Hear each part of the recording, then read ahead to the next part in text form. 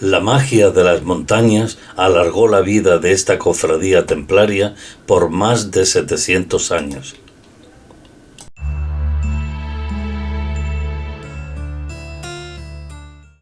La Vall d'Elorn, al norte de la comarca catalana del Solsonès, es uno de los territorios más desconocidos de la geografía española, en donde, gracias a ser un valle aislado, acurrucado entre profundos barrancos, espectaculares montañas y estrechos desfiladeros, fue cristianizado más tarde.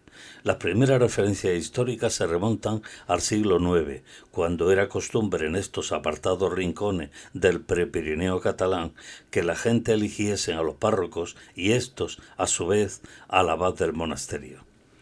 El origen del monasterio está en una comunidad de religiosos dirigidos por el abad Bo a comienzos del siglo X, que seguían una regla antigua de tiempos visigóticos. Las donaciones recibidas para favorecer la política de repoblación de la zona y el estratégico emplazamiento de Sant Llorenç de Morunys entre la Seu d'Urgell, Solsona y Cardona como cruce de caminos influyeron en un progresivo desarrollo de la población. Aquel primer germen espiritual se hallaba en donde hoy se levanta la iglesia parroquial, que ha conservado el culto al santo titular, San Lorenzo. Se trataba de un cenobio secundario a cuyo frente se hallaba un abad que no era monje, elegido primero por el pueblo y después por los párrocos. Entonces no existía un núcleo urbano. El pueblo era un conjunto de masías dispersas en torno a aquel monasterio, fundado por monjes benedictinos procedentes de la abadía de Santa María de Gerri y dependientes del conde de Urgell. Por ello es fácil adivinar que la principal riqueza de Sant Llorenç de Morunys era el tráfico de la sal, obtenida en los secaderos de Gerri, Pallars Sobirà, que era desplazada a lomos de animales de carga para ser llevada a la Seu d'Urgell. La comarca del Solsonès fue escenario de movimientos sociales antifeudales como la revuelta de campesinos en el siglo X en Navès. A comienzos del siglo XIII, a causa de la cruzada albigense, numerosas familias cátaras huyeron de su Occitania natal y, atravesando los estrechos y poco frecuentados pasos naturales del Pirineo, evitando la ruta de mayor afluencia comercial, como era el Camí dels Bons Homes, entraron en Cataluña por Tírvia, en el Pallars Sobirà, y camuflados como ganaderos o comerciantes de sal, alcanzaron la Vall d'Elorn y otros lugares del norte del Solsonès. Estos colectivos aportaron un importante granito de arena en el desarrollo de esta zona, porque incentivaron la producción textil con la creación de numerosos telares, al frente de los cuales había un artesano que dirigía los diseños de telas y las producciones. Los templarios, por su parte, llegaron a Sant Llorenç de Morunys a mediados del siglo XIII. A partir de entonces se incrementa el número de pobladores y aumentan las construcciones en torno al cenobio, dando origen a la villa, fundada oficialmente el 14 de mayo de 1297 en tiempos del maestre templario del Reino de Aragón, Berenguer de Cardona. Este núcleo de población fue fortificado con una muralla de planta pentagonal con un portal de acceso en cada uno de los ángulos, de los que sólo se conservan dos. Sabemos que los diezmos se los repartían el vizconde de Cardona y la iglesia. La iglesia parroquial que se alza sobre el antiguo convento benedictino es un conjunto de gran belleza, dedicada a monumento histórico-artístico en 1976. El templo tenía 3 puertas, de las que solo se conserva la que comunica la iglesia con el claustro, situada en el muro de mediodía. La puerta principal se abría en el muro oeste, pero se tuvo que tapiar cuando se construyó la muralla de la ciudad a comienzos del siglo XIV.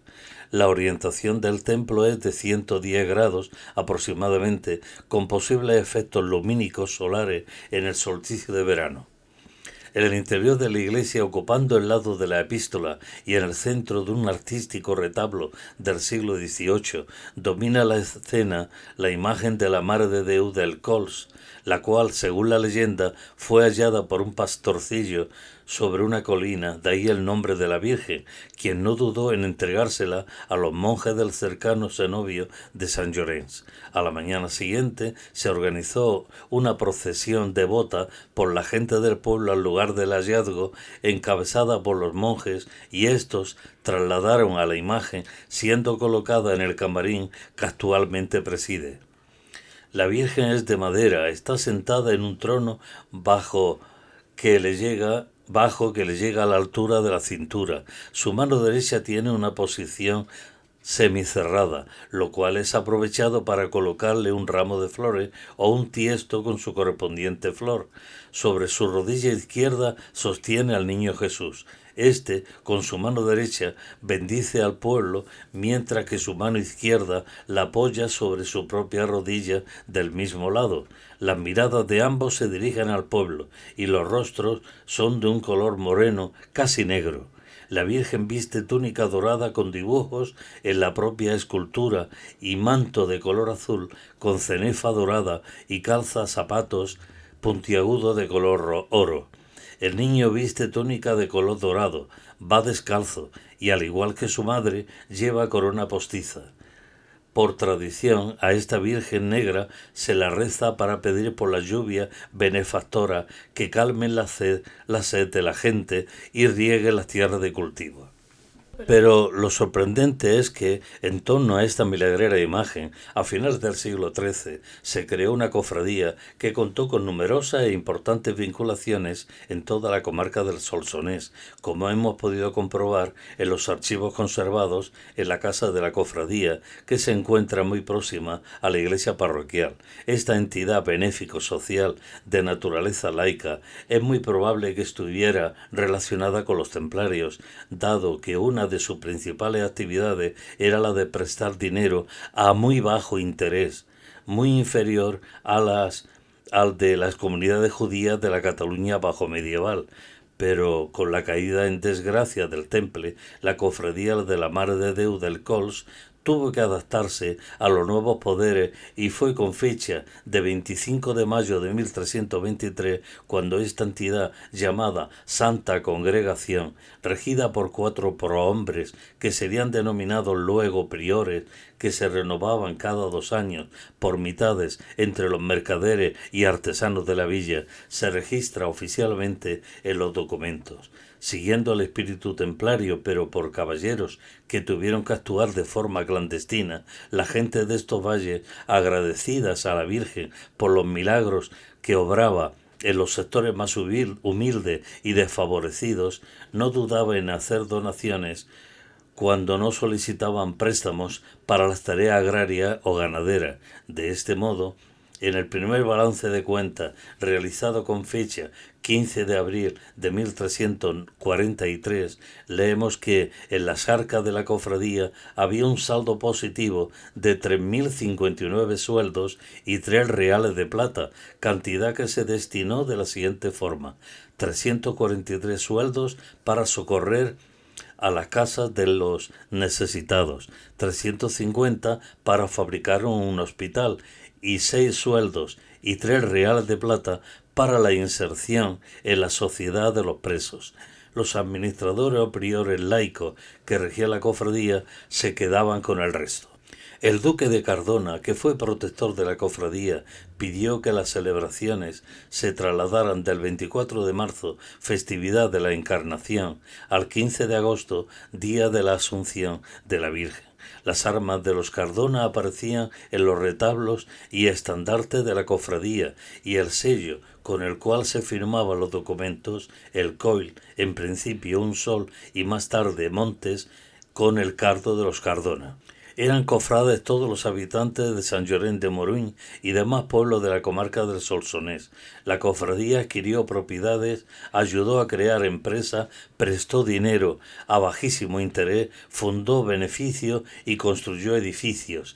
y el altar de la Virgen del Cols en la iglesia parroquial, obra del escultor Josep Puig i Juí, realizado entre 1773 y 1789, pero en 1845, a causa de la guerra carlista, la cofradía perdió todo su patrimonio. A pesar de ello, siguió operando hasta 1948, con pocos recursos, para disolverse en 1951. Se dice que esta comarca no sufrió tanto los terribles desastres de la peste negra porque su pueblo y gente contaron con el apoyo de sus vírgenes negras y también con el apoyo económico de la cofradía de la Mare de Déu del Cols. Para saber más, aconsejamos la lectura de mi obra Cataluña Cátara, editada por Lectio Ediciones y traducida al catalán por Cossetània Ediciones.